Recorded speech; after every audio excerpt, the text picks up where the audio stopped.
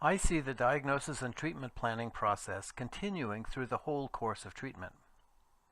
Especially early in treatment, building a working alliance with your client is a critical predictor of a positive outcome, and the style that you use to develop a compassionate understanding of your client is an important contributor to the working alliance.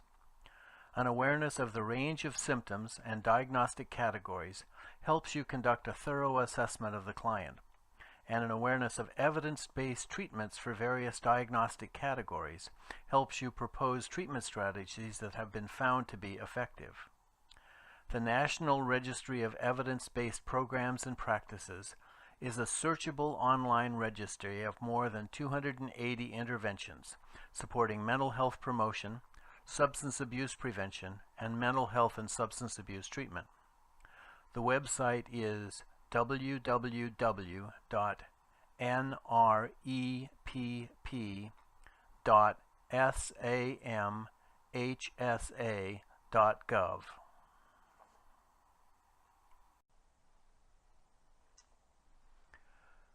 Broadly speaking, treatment begins with the collection of data. Whether you have the client complete a questionnaire or an inventory, or you begin by asking questions in a clinical interview, you are gathering data for your treatment planning process. To me, during this process, the client is the expert on their condition, and you are the expert on psychological dynamics and on therapeutic processes. You synthesize the data that you have collected into a case formulation, which I believe should be shared openly and thoroughly with the client. It is very useful to obtain agreement with the client about the goals of treatment at this stage. It is the case formulation that drives the interventions that you propose and that you and the client choose to implement. I think of interventions as hypotheses about the correctness of the case formulation. As interventions are implemented, more data is collected, and some of the data is on the impact of the interventions on the client's functioning, testing the hypothesized case formulation. Additional problems may be defined, and the original formulation may be modified by the outcome of the interventions which have been implemented. This course on psychopathology focuses primarily on the data and formulation portions of this process. The DSM provides good information on the range and variety of psychological symptoms which people experience, as well as what symptoms tend to cluster together. For example, if a client presents with a depressed mood, the DSM suggests that you should also inquire about ability to experience pleasure in daily activities, appetite and changes in weight, sleep, energy, self-esteem, concentration, decision-making ability, feelings of worthlessness and hopelessness, and suicidal thinking. It is also important for you to know that many treatments, especially empirically supported treatments, have used the diagnostic categories to define the target population that is appropriate for the intervention. And so when you are able to diagnose a specific disorder, you are also able to recommend a specific treatment which has been found to work for that cluster of symptoms.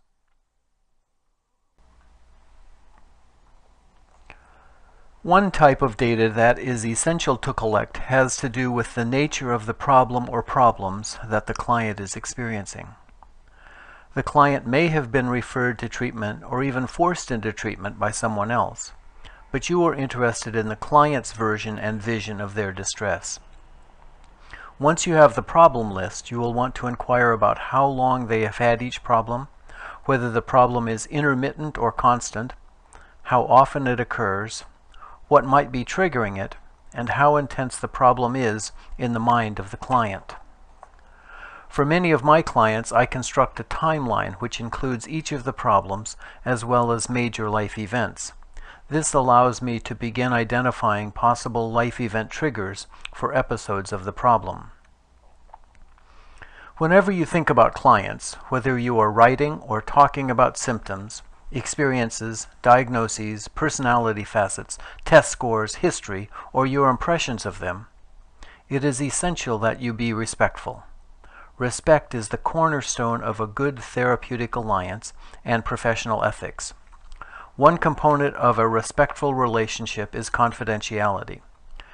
Remember the old saying from World War II, loose lips sink ships.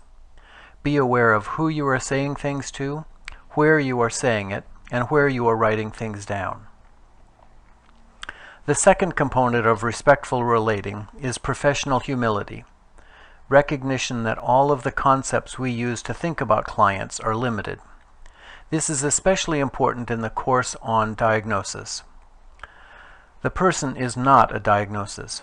A diagnosis is a shorthand way to note that the person seems to have a set of symptoms that meet the diagnostic criteria. As the Buddha said, when I say Ananda is going to the village for alms, I understand these 5 empty, effervescent processes of body, feelings, perceptions, thought, and consciousness are going to the village. But for convenience, I use the term Ananda. However well we describe a person and feel that we know the person, this description and understanding is limited. The third component of respectful relating is an awareness that people change. Our limited conceptualization of the person is a cross-section in time of their whole life, and our ability to predict what is going to happen in the future is very limited. A symptom or a diagnosis or a personality facet could be different. So when you are talking about clients, writing about clients, and thinking about clients, be aware of who could hear or see your thoughts. Recognize that you only have a part of the picture, and keep in mind that the person is a movie and will change over time. It is also useful to explore the factors associated with the problem getting better or getting worse. This can be a fruitful line of inquiry even when the client has reported that the severity of the problem is constant. Asking what is going on in their body, how they feel, what they are doing or not doing, places, time of day, role of friends, family, and co-workers, and thoughts that may be associated with improvement or with worsening of the problem can give some insight into potential therapeutic factors for the problem and may contribute to a change in how the client sees the problem.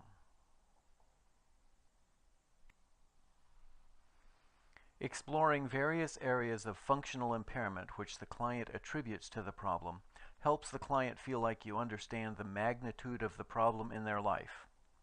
I think that some clients will spontaneously identify some areas of impairment, but a pointed inquiry often reveals other areas that have been impacted in their life as well. I always ask about tobacco, alcohol, caffeine, drugs, and exercise. When the answer is positive, I conduct a detailed inquiry into the amount and the timing for each of these behaviors.